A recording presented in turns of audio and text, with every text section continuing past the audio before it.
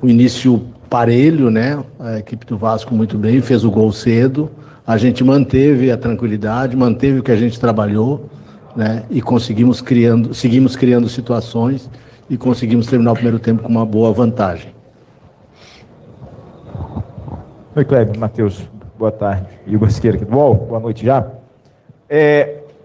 Como é que vocês sentiram, pergunta em relação ao Gabriel, dessa reinserção dele dentro desse grupo, dentro do estádio, dentro do jogo em si, camisa 99, gol, esse conjunto da obra envolvendo ele numa partida que acaba sendo a maior goleada da história do Flamengo sobre o Vasco? Cara, a gente não fica observando especificamente de algum atleta, como é o entorno, tudo, a gente, nossos olhos são sempre para o grupo, Igor. A gente procura dar atenção máxima aos atletas durante a semana, na preparação do trabalho e durante o jogo, para que quando eles entrem, eles possam performar, ter o desempenho e ser com gol assim, melhor ainda. Como todos, nada especial. Kleber, Matheus, boa noite. Guilherme Xavier da Trivela. Há um mês a gente estava aqui, né, na sala de coletiva depois de uma vitória contra o Amazonas, em que o Flamengo acabou saindo vaiado, vivia um momento de oscilação e agora acumula uma série de vitórias consecutivas, jogando um bom futebol, consegue golear o maior rival depois de uma paralisação do Campeonato Brasileiro, agora vai ter outra paralisação. Qual a importância dessa? Queria saber de vocês se é um clima de alívio no vestiário e qual é importante essa volta por cima aí do Flamengo na temporada. Para a gente, o mais importante é que a gente teve no processo passado, que a gente colocou para vocês aqui nas entrevistas, um calendário congestionado. A gente não conseguiu trabalhar direito. E agora, nesses últimos jogos, a gente teve tempo de recuperação, teve tempo de trabalho, conseguiu esse equilíbrio de trabalho, né? E hoje a gente fica muito feliz porque o jogo difícil, quando tu sai num clássico perdendo e tu mantém esse equilíbrio e faz com que as jogadas aconteçam da maneira que tu trabalhou, né? Dando poucas chances ao adversário. Acho que tiveram uma ou duas chances de gol. E a gente eu acho que foi o jogo que a gente mais criou oportunidades e teve precisão nas finalizações, né? Então tá conjugado a isso, eu acredito nisso. E agora a gente vai ter uma outra fase de trabalho, sem jogadores importantes, né? Dá alguns dias de folga e volta a trabalhar pensando nessa sequência sem esses jogadores. É outro momento e a gente espera dar sequência a essa qualidade que a gente vem apresentando, mesmo sem esses jogadores importantes. Boa noite, Kleber. Boa noite, Matheus. Rodrigo Cerqueira, TV Globo. Alguns jogos ficam marcados na história de determinados confrontos pelo peso, pelo tamanho, e esse, por ser talvez o clássico de maior rivalidade no Rio, pelo menos por tamanho de torcidas e história, teve o placar mais elástico da história do Flamengo. Você já consegue ter dimensão do que foi esse jogo hoje? Porque esse jogo provavelmente vai ser contado na história lá na frente, independente de ter sido um jogo decisivo ou não, mas pelo placar tão elástico que foi. Acho que não, cara. Acho que a dimensão a gente não tem. A gente estava muito focado pelo trabalho, por continuar mantendo a performance, mesmo tendo sofrido gol. Foi a primeira virada nossa esse ano. Sim. Então, manter o equilíbrio, conseguir construir a nossa vitória e sempre a gente preza muito de buscar o próximo gol, né? De não acomodar, de continuar. Também por o ano passado a gente ter chego na reta final, olhando para uma questão de saldo e vendo que era uma dificuldade para nós como equipe também tirar uns saldos devido à pontuação. Podia chegar à pontuação, mas o saldo era muito distante. Então o nosso pensamento foi muito pensando a longo prazo do campeonato e o próximo gol e continuar performando. Assim. Talvez daqui a um tempinho a gente consiga olhar para trás dessa maneira que tu falou e ter esse prazer de ter esse grande dia, desse grande jogo. Matheus, boa noite, Kleber. Boa noite. Fred Gomes do GE. Queria perguntar para os dois, em relação ao Arrascaeta. A gente sabe que o Arrascaeta é um craque histórico desse time e é um dos poucos caras que mantém o mesmo nível desde 2019. Não é que os outros não consigam, mas é que realmente ele sempre vem mantendo o sarrafo alto.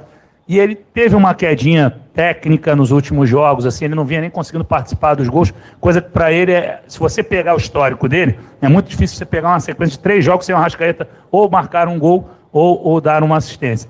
Assim, como é que vocês enxergam a importância desse jogo para ele, uma jogada daquela como no gol do Bruno Henrique?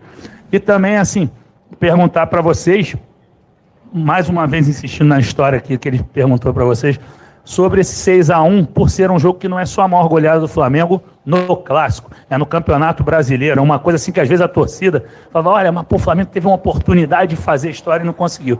E hoje foi feita a história mais uma vez. Eu vou começar pela última, já que o Matheus respondeu um pouco.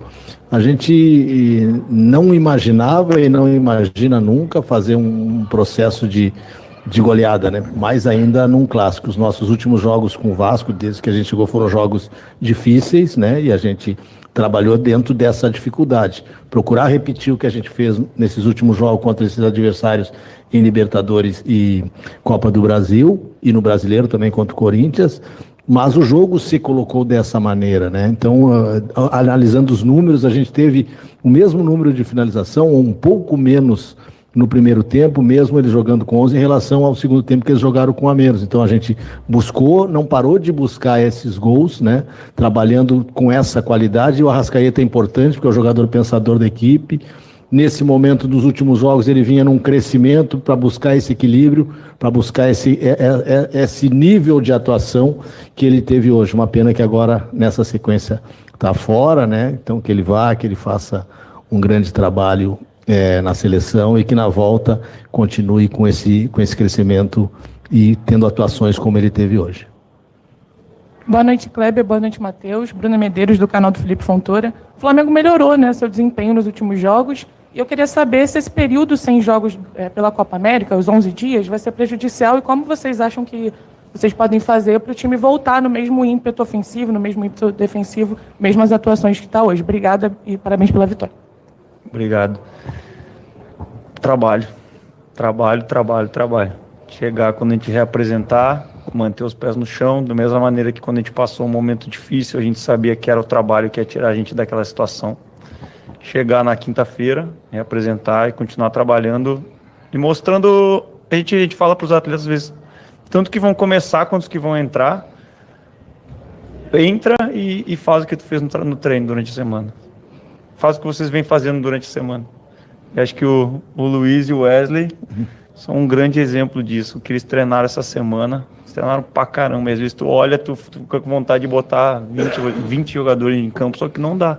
Aí quando tu põe os caras que estão trabalhando, estão fazendo e dão a resposta assim, é extremamente gratificante e esse é o caminho. É esse o caminho. Matheus, Kleber, boa noite, Raíza Simplício da Gol Brasil. Parabéns pela vitória, né? Eu queria saber de vocês da situação do Carlinhos, né? O Carlinhos, ele chega no Flamengo, faz 2 jogos, se não me engano, no Brasileiro, tem até agora poucos minutos, ficou de fora hoje. Não dá para colocar todo mundo, como o Matheus falou, mas como é que está sendo esse processo de adaptação do Carlinhos no Flamengo? Como é que vocês enxergam para os próximos jogos? Deixar para o Matheus responder essa que está mais atento ao Carlinhos. O Carlinhos está num processo de recuperação física. Então ele teve uma sequência de ele ficou doente, variou, não conseguiu fazer os trabalhos, então não é nem opção técnica, essa é uma opção mais de não ter recuperado, não estar apto 100% para o jogo. Então foi mais nesse sentido, acho que ele não vem há uma semana já tentando se recuperar assim e sem conseguir fazer um trabalho sequencial no dia a dia, então aí é mais nesse sentido. E a gente espera já que na quinta-feira, na representação, ele já trabalhe com o grupo, né? E já esteja pronto à disposição para o jogo contra o Grêmio. Quanto à aceitação dele foi muito boa, o grupo costuma receber muito bem os atletas que chegam, né? E ele está muito feliz. Eu pedi para o Matheus responder, porque o Matheus trabalha muito com ele para questões de finalização, de movimentos ofensivos, né? E ele trabalhou bastante, precisava de um acréscimo físico e agora vai estar com a gente a partir de quinta. E foi importante, hein? No primeiro jogo que a gente ganhou lá do Atlético Goianiense, foi muito por a gente ter tido 2 pivôs e quando o Bruno Henrique sofre o pênalti, é porque o lateral tem que ficar cuidando do Bruno Henrique e não o zagueiro. Então ele já deu a resposta também e a gente sabe que vai dar durante o campeonato.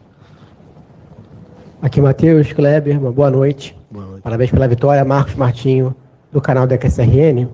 Eu queria perguntar para vocês a respeito da melhora do Flamengo durante o primeiro tempo, depois de um pequeno período ali de instabilidade, com dificuldade de quebrar as linhas do Vasco. Vocês encaram essa melhora como no aspecto anímico, no aspecto tático em si, de superação? o aspecto técnico, as coisas começaram a funcionar melhor, né? O Flamengo consegue 3 gols ali num período curto de tempo, relativamente, né?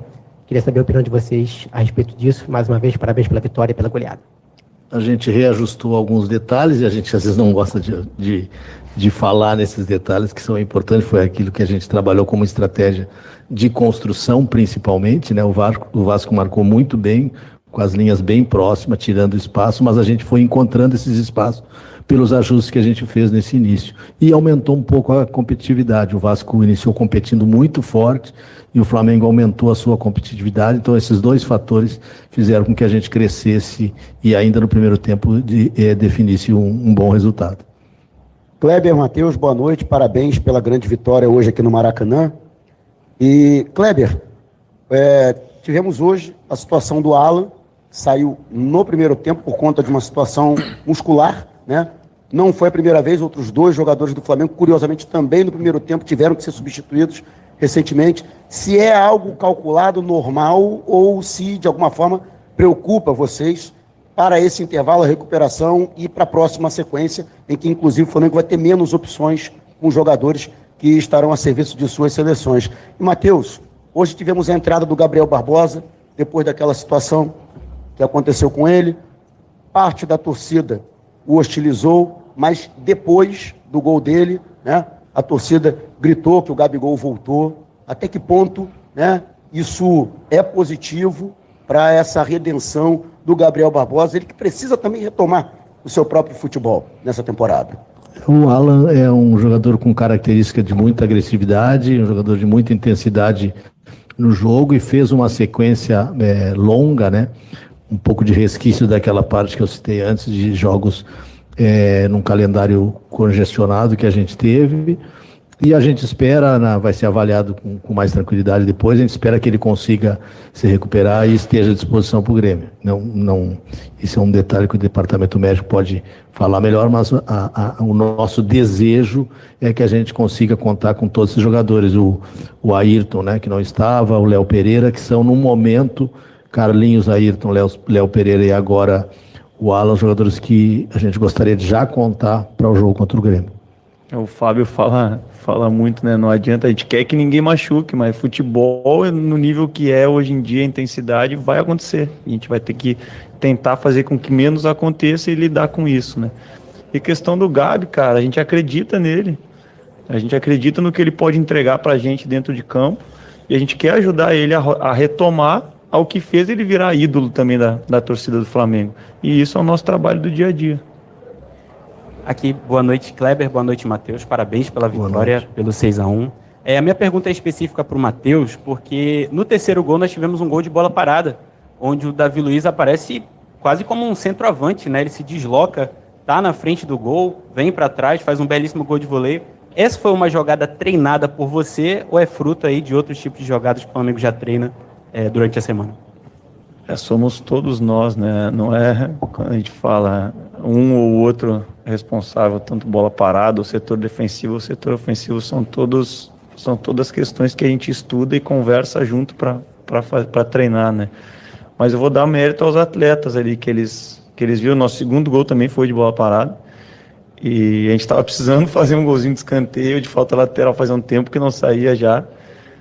O segundo gol foi um pouquinho mais treinado, mas o terceiro foi mérito deles, da observação dos espaços que tinha lá dentro e da conversa entre eles de mudar e encontrar a solução. Matheus, Kleber, última. Boa noite, Matheus. Boa noite, Kleber. Tudo bem? Parabéns pela vitória. Sidão Marinho da Litoral News. Flamengo é líder do Campeonato Brasileiro, classificado para as oitavas da Libertadores, classificado para as oitavas da Copa do Brasil. Se a gente pega os últimos 5 jogos, são 16 gols feitos e apenas um gol sofrido. Como esse momento que a equipe vive dá um gás ainda maior para vocês continuarem esse trabalho muito positivo? E se nessa conta do saldo de gols, 16 gols feitos e um gol sofrido, é a meta que vocês têm com a equipe do Flamengo, que tem um poderio ofensivo muito grande para o decorrer da temporada? É isso que vocês esperam do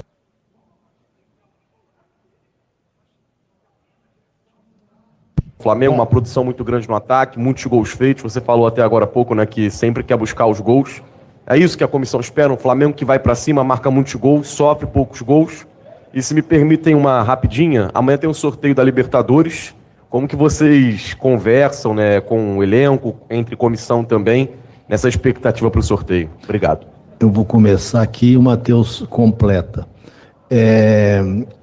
A nossa meta é equilibrar. A nossa meta é tomar poucos gols e manter uma condição de criar chances e ser mais efetivo. Então a nossa alegria agora, a nossa satisfação é porque nos 2 últimos jogos especificamente, a gente criou um número muito alto de finalizações precisas. Então essa é a nossa busca. Pensar em fazer 6 gols, 5 gols, isso é normal, isso não é um fato normal, né? Então a gente tem que ser efetivo, manter uma média de 2,5 gols por jogo, podendo aumentar essa média, né? Mas ser mais efetivo nas finalizações. E quanto à Libertadores, a gente não comentou nada, né? Terminou o jogo da Libertadores, a gente focou no jogo contra o Vasco, agora é 3 dias de descanso, a gente já deixou algumas coisas encaminhadas para o retorno, né? E quando a gente retornar na quinta, a gente faz uma reunião para acertar mais detalhes desse período que a gente vai ter até o próximo jogo do Brasileiro, que é o Grêmio, no dia 13. Meus amigos, obrigado. Boa folga a todos. Bom, aí Boa está, noite, obrigado. coletiva do Kleber Xavier e do